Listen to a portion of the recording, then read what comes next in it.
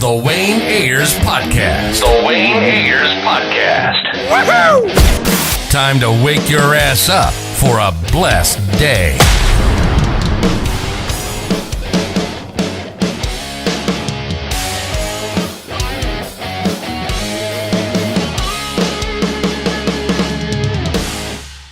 Thank you so much for coming on our podcast. I really appreciate it. You're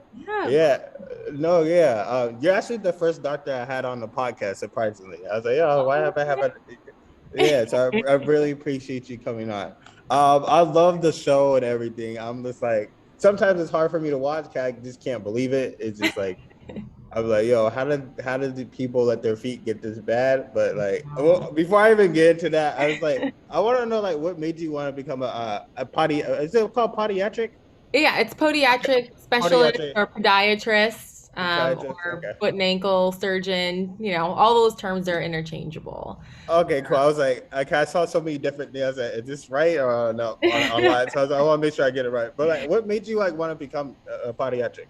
Well, it started off with me just wanting to become a doctor in general. And then as an athlete, I was always into sports. So I wanted to do specifically sports medicine. And so, you matriculate through school and then you kind of learn about all the different doctors that do sports medicine. And there's really one or two options. There's like the clinical version or there's the surgical version with orthopedics. And that's what I was introduced to at first.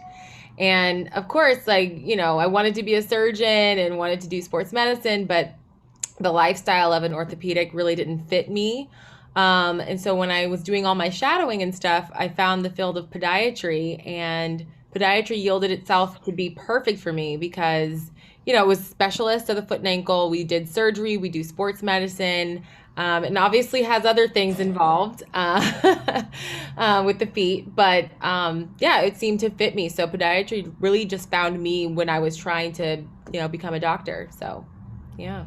No, that's amazing. So I know you did sports. Like, what sports did you do? Or did you just mention sports in high school? What sports did you play? Yeah, so I originally started off playing basketball and then started playing volleyball, and I did that more aggressively because I played volleyball in college. So student athlete most of my whole life, and then played in college. And so, yeah. I heard you went to Hampton. My sister went to Howard University. I know they kind of I know they be like the real HU. The other HU, the real HU, So which one's the real HU? Oh, of course I'm gonna ride or die for Hampton. Of course, Howard's cool. I don't hate, but I'm just saying. Was that like your first option, or was that always your first option to go to Hampton? So yeah, my first option for HBCU was to go to Hampton. I did do a redshirt year because I had injured myself as a student athlete. So I spent my freshman year at UC Riverside, close to home, rehabbing, and then went to Hampton. Okay, I have to put you on the clock right here. So like, there's kids right now probably thinking about like going to Hampton or Howard. I need you to tell them why people need to go to Hampton. Listen, so I will tell you that Hampton, it was a wonderful, beautiful transition from where I'm from. So I'm from a suburb of California in Temecula. Howard was in the city. It was a little too much for my little suburban spirit at the time. In Hampton, it was low key. It's beautiful. It's located on the waterfront. It's a really amazing campus located in a not so amazing live city like DC, but it was perfect for me, and where I come from and just kind of how my vibe is. So, I mean, it's different strokes for different folks, but Hampton, I think, was just the best place to go to college. So it sounds like if you want to turn up, you go to Howard. If you want to turn up, you might want to be in DC, but if you're looking for a great experience to turn up on campus, and it's Hampton. I was just messing with you, but I want to know why should people visit? Just kind of before watching the show, I was like, I don't even know why people should visit or da. Like, why should people visit? I mean, if you watch a show, yeah. No, I'm talking about what you just said. My bad. You want to know why people should visit colleges? No, my bad. A podiatrist. Oh, you want to know why people should visit a podiatrist? Oh, okay. Podiatrist. I mean, For the obvious reason for foot pain, but I mean, for other reasons, specifically with your whole health, like you definitely need to visit a podiatrist, especially if you're diabetic. I have a lot of patients who come to me saying, like, I don't even know I'm here. Like, my family doctor just sit me here, And I'm like, well, did you get a diagnosis of having diabetes? And usually their answer is yes. And the condition of diabetes affects your eyes and your toes first. It's a systemic disease, like it affects everything in your whole body. So if your blood sugars are too high, those sugars can settle on your nerves and you can start to go blind and you can start to lose feeling in your feet. And then when you start to lose feeling in your feet, you could be walking around and creating a wound and you wouldn't know it. And then all of a sudden wind up in the hospital, and then it's like amputating toes because they're infected. So it's better for you to get established early with a podiatrist if you have certain comorbidities like diabetes, in order to prevent all of those things from happening. Like someone like you and I, like, younger, healthier kind of people, you would probably only see a podiatrist if you had an obvious like pain in your foot, like my foot hurts, like so. No, yeah. Yeah. So like I want to know, like, can it like slow down like the way like diabetes go if you like catch it early? Like, say if I went to visit you early, I had diabetes, would it be able to slow it down? You can. No, so if you have a diagnosis of diabetes, it's more so a lifestyle change that you need to have. Going to your doctors on a regular basis. Like I see my diabetic patients every 2 or 3 months. Like I see them often. And hopefully that will inspire them to do some type of lifestyle change. I can do tips on, diet, or, how to wear different shoes and different types of support to prevent certain problems that go on with your feet.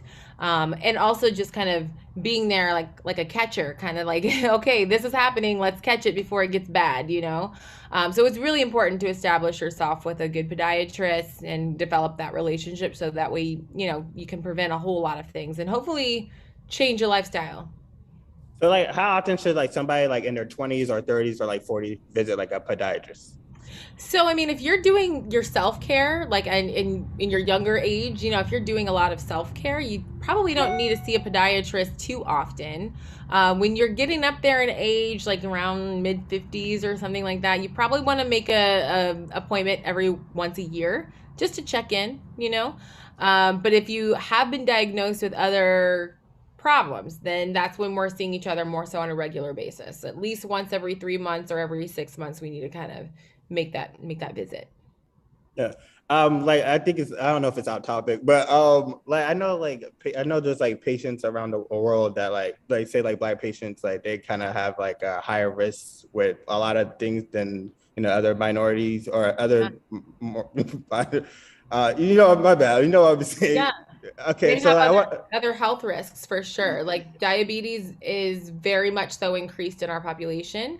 So therefore we have way more people who are getting amputations than any other race. And that's unfortunate because sometimes you can save a limb. Sometimes you can save the limb before it gets to amputation. But, we have other issues in our community with, doctor-patient relationships and trust and following through with, all these things. So, we do have a high hill to climb when it comes to, health disparities and things of that nature. But yeah, that's what I was gonna get into. Like, I was gonna ask you, like, what racial like disparities have you seen since like among your patients?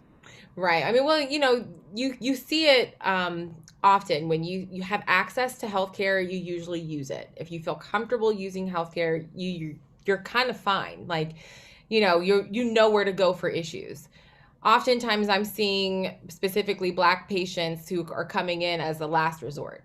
And that's not where you want to be. You want to be in touch with doctors, into the point where you're not, seeing me and I'm like, wow, you have to go to the hospital, you're wildly infected. Like, don't see me then. See me before before that, so it can be prevented. So I personally am seeing a lot more of that in our population as Black people as opposed to other races. Other races will come in a lot sooner.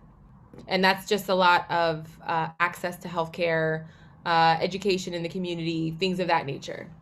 So like, what's your best advice? Like, what do you think we could do to like help change that? Um, I know like a lot of people, like my mom, like she don't trust doctors because like she'll have like a bad experience with them. So like, you know what I'm saying? Like, how do you think to yeah. get that? I mean, it's going to be a long road because it wasn't a short road as to the reason why people like your mom don't trust medicine. And we have a long standing history of distrust in America with the Black community and medicine, starting way back to the Tuskegee syphilis study. You know, that's one of the marked things that people always mention when it comes to mistrust with the African American community and medicine. And so it starts there, but it doesn't end there. You know, our maternal death rate is a lot higher. Like there is racism embedded in medicine, so your fears are not invalid, but at the same time we have to do the work to combat that. Like we have to do the work on increasing our number of minority physicians first of all, and that's been an uphill battle. Like you're more likely to trust somebody who comes from your similar background because they can therefore treat you more according to where you are, like culturally. Not saying that you have to get, you know, African American doctors to treat Black people, but it makes it a little bit more palatable, I guess, or more comfortable for patients, you know. So that's one thing, just getting the numbers of minority doctors available in the community. And then when we do have the education and the resources, we need to be going out into the communities and really, you know, sharing what we've learned. I think that's a large part of why I started my social media. Way back when I was in residency, I started my social media just putting out information that I've learned, and hopefully somebody was going to watch it and learn from it, you know. That was my way of kind of giving back to my community and kind of, you know, trying to tell people what I've learned. But we need more of that. We definitely need more of that and more resources. So What's your advice for somebody that like a person, people of color that like entering the medical field? wow. I know you've probably been Rate through it yourself. all. No, I think just stay grounded, stay close to your family, close to your friends. The medical field is tough. Like the process is not easy. Definitely don't give up. You will fail at some point. Nobody's journey through medical school is perfect, but if you're headstrong and you like follow, you know, your path and just remain grounded, you can make it. So just don't give up and stay grounded is my advice.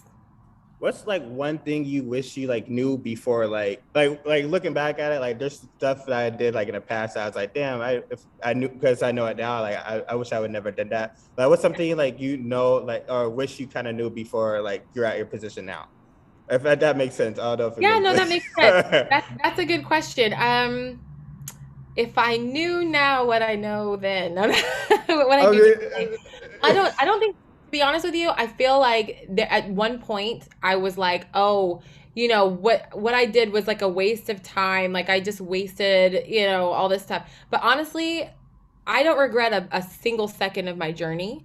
I think that uh, every stage of my education definitely taught me something and that I can apply to this stage of my career now. And so I really do think that your journey is your journey. You're there for everything for a reason. So I have no regrets. I don't think that I would change anything, to be honest with you. no, I mean, my bad. I don't mean regrets. I mean like something like, you know, now that you wish you knew before entering. Oh, okay. So yeah. That's better. Okay, yeah, Yeah, there it's you better. go. Okay. You know, so what I wish I knew back then was that getting tutoring is not for when you're struggling.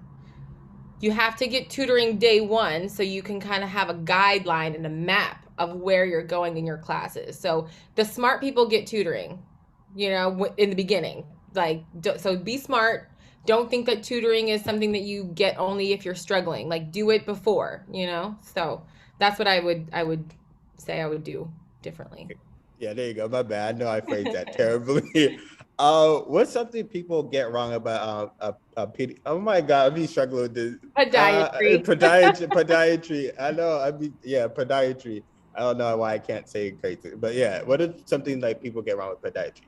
What do they get wrong with it? Well, you know, I think our profession has struggled with other professionals knowing exactly what our education is like.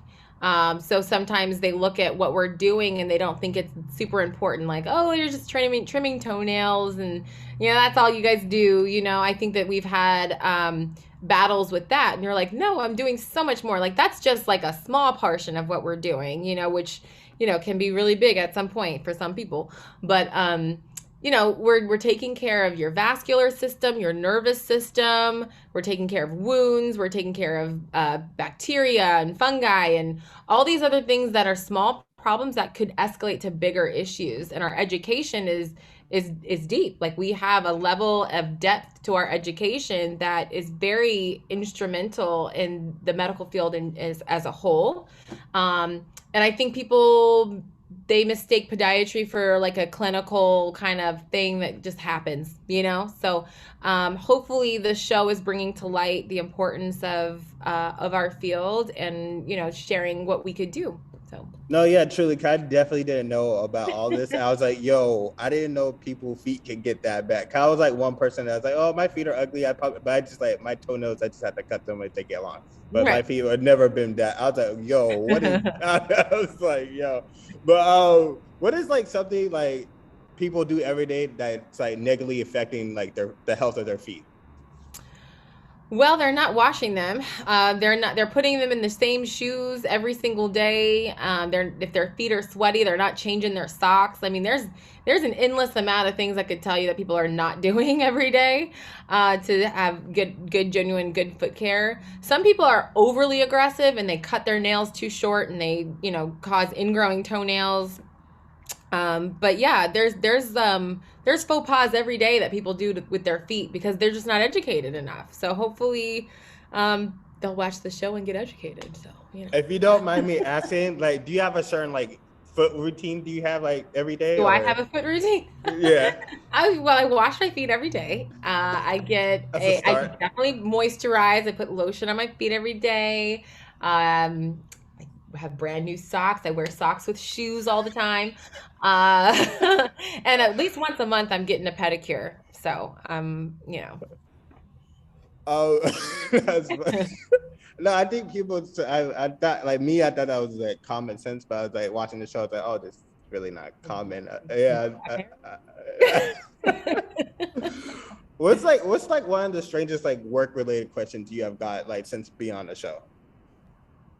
Beyond the show, work-related questions. I mean, people come up with the most bizarre questions after surgery, like what all they can do. Like, I mean, sometimes it's bizarre in the sense that people feel so good. They're like, "Oh, can I go hiking?" And I'm like, "No, you're 3 weeks out of surgery. Like, sit down." Like, so certain bizarre things like that. But yeah, I don't know.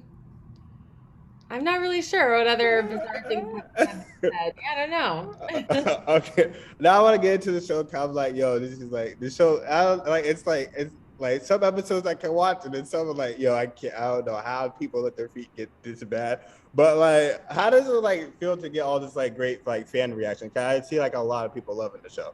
Yeah, it feels great, actually. I mean, to be honest with you, when we first started doing the show, it was kind of like this big old question mark. This could be a big flop. Like, I don't even know how people are going to respond. Like, first of all, it's feet. Like, people either have feet fetishes or hate them to death, So what we're trying to do, though, is kind of eliminate a lot of the stigma around feet. And so with that being said, I think that I'm very pleasantly surprised about the response because people can resonate, especially if they've had foot issues. They're first of all embarrassed. Nobody wants to deal with their feet, but they're coming to people, professionals who are empathetic to their cause, medical professionals who treat it like it should be properly treated, like as a medical issue, and without judgment. And I think that's something that people resonate with, and that's what I'm happy the show gets across. No, like the show is like very informative. It's just like for me, it's hard to watch some episodes. I'll be seeing like I don't know how y'all be dealing with some of the things. I know you had to do it, but I'm just like, yo, I'm like, it's like I don't know. But like, how did you like? How did the show even come about? Like, do you like they did like come to you like, hey, we want to do a show? Da, da, da, da. Like, how did the show come about? Yeah, pretty much. I started my private practice office. And, with that said, I'm doing a lot of my own marketing. Like, hey, I'm here in the city. Like, this is what I do, blah, blah, blah. And shortly after I started, seeing a lot more patients, the production team reached out and said, oh, hold on. Sorry. I don't know what that was. So shortly after, the production team reached out and they asked me if I could be willing to be on the show. They wanted to basically shadow me for a week. Like, they came with their whole crew with all these cameras in my office and followed me around in surgery.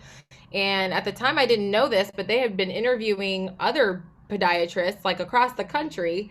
And so once I did my little interview, they were like, well, thank you so much. It could be you. It could be somebody else. Could be both, two people or not you at all, And I was like, oh.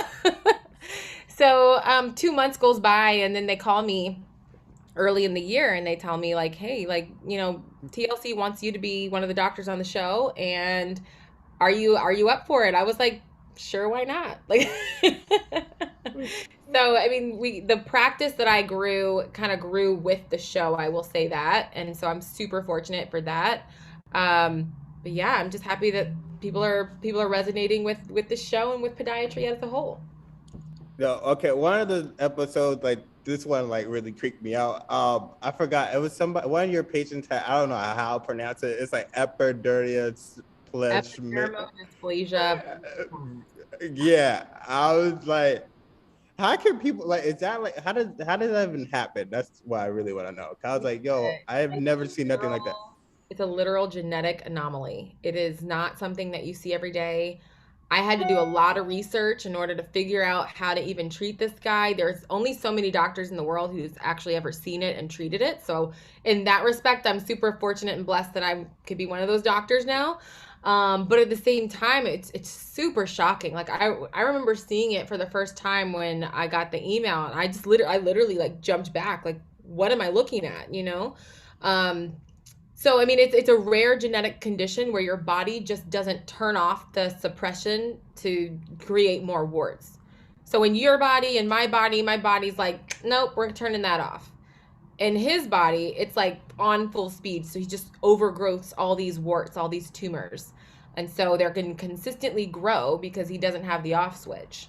But he let it get out of control. Like, you can cut them off like every now and again, or freeze them or burn them off every now and again. But his has been growing since he was like 7 years old. So it looked like that. Is it curable? Unfortunately, no, it's not. It's not curable. It's able to be maintained. You can definitely maintain that condition, but you have to really be diligent, really develop a good relationship with a local doctor who can like take them off as they arise, as opposed to just letting them accumulate. Like the surgery that I did on him, it was really aggressive. It was like, we're going to take as many of these things off as humanly possible. We're going to heal you up, and then hopefully they don't grow back as bad, but when they do grow back, because they will grow back, go back and get them frozen off, as opposed to, having to get more surgery in the future, So like, how long was he like out for? Like, was he out for like a couple months? I remember that. I was like, yo. It was both feet and one hand. So he was down for at least 2 or 3 months. Yeah. Mm-hmm. Oh, yeah, that one was like, oh my God, I'd never seen nothing like that. But given the success of the show, like, would you be interested in like doing like another TV show in the future? Because like you're very like everybody, like you're probably like everybody's favorite character. That like if you go look at like shows, but Dr. Ebonie, I love her. She cares about her patients and everything. Like you're probably like the most lovable person on the show. So it's just like, can you see yourself branch off and do other things? I mean, I'm not opposed to it, actually. I mean, like, I definitely do have a level of depth to myself that I really want to maybe explore. I never thought I'd, be able to do it on TV, but now since this, opportunity has arisen, I will definitely take advantage of it. Just, in terms of just educating the public, making people aware of, certain other medical entities that they may not be aware of. And even still on like a personal or lifestyle note, like I can definitely hopefully be of benefit to others. So if that can be on TV, then why not? I also saw like something like what other health professionals. Like, I see like a lot of health professionals on TV get criticized a lot by other health professionals. But how have you dealt with that criticism? Cause like, yo, why do you? This should be helping y'all. You know what I'm saying? It's just It's like, why bite the hands that feed you, right? Like, I mean, yeah, it's like it's one of it those makes things. awareness to everything. So I'm like, it's like Yeah. why I I don't mean, never understood that. you'll find that in every profession. I feel like specifically for my profession, I personally have felt a lot of support from my peers. There are those, outliers that are very critical, and maybe they wanted to be on the show. Maybe they got, interviewed and they didn't get chosen. I don't know. But I mean, everyone has their own specific way of doing things, but I don't see the point in criticizing. So I just don't really pay it attention. Like, I kind of feed more into the positivity, because if you feed more positivity, you get more positivity back. And I just put that on a shelf and say, oh well, that's an unhappy person. Just put them over there. Like,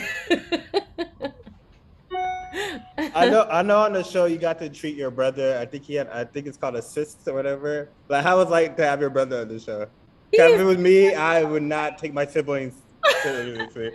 Listen, I think the backdrop of me trying to make him get on the show was more entertaining than him actually on the show, because he was so scared. He called me like a million times, like, Eb, if you can't get this cyst out in one try, like, I'm not doing it again. Like, you can't, and no, you can't cut me open. No, I was like, listen, I'm a professional. Like, you're gonna be fine. I was like, all of this hoopla up until it happens, like, he's fine. That was the fun. I know if me it was the other way around, I'd definitely be I'd be making the most jokes, make them feel scared and everything just for no reason at I all. was gonna try and make him more scared, but he was already terrified. I just Oh, I really want to know. Has there ever been somebody that came to you that you were like, yo, like, what is like not like what is this, but like I can't, I don't know what to do with this. So yeah, has like, it completely stumped. Absolutely, yeah. I mean, I can give a hypothesis or a differential diagnosis. That's what you call it. You can have, like, oh, it could be this, it could be that, it could be this. Like, I can get you in the wheelhouse of what it could be, but sometimes I'm just like, I don't know. So we're gonna have to figure it out, and we can do that together. No, yeah, I was like, I don't know how you do it. I appreciate all you done, cause I definitely could not do it. I saw some of the people. I was like, It's different for I didn't even. everybody. You definitely have to have a strong stomach to do what we do. We do. No, yeah, 'cause I thought my feet were like bad, and I saw other people. I was like, oh no, my feet aren't that bad. Hopefully, it makes you feel like you're really blessed. No, Like, yeah. feel blessed. What are like 5 pieces of advice for like the next person that somebody that wants to be in your shoes? Well, I mean, I guess my advice is literally always the same. Like, I'm fortunate enough to have been chosen to be on TV by being exactly who I am. Like, I don't act, I don't do anything that would be out of character. So I really do think that if you are true to who you are, and that you have a passion and you exercise that passion with purpose every day, then this could happen for you too. Like, you too could be on TV doing your job. Like, I don't know. I don't know. Well, I appreciate you. Thank you for taking your time coming on. My feet are killing me. Great show. I don't know how y'all do it, but But it's we a do great it. show. Yeah. Okay. Well, thanks so much for having me. I appreciate it.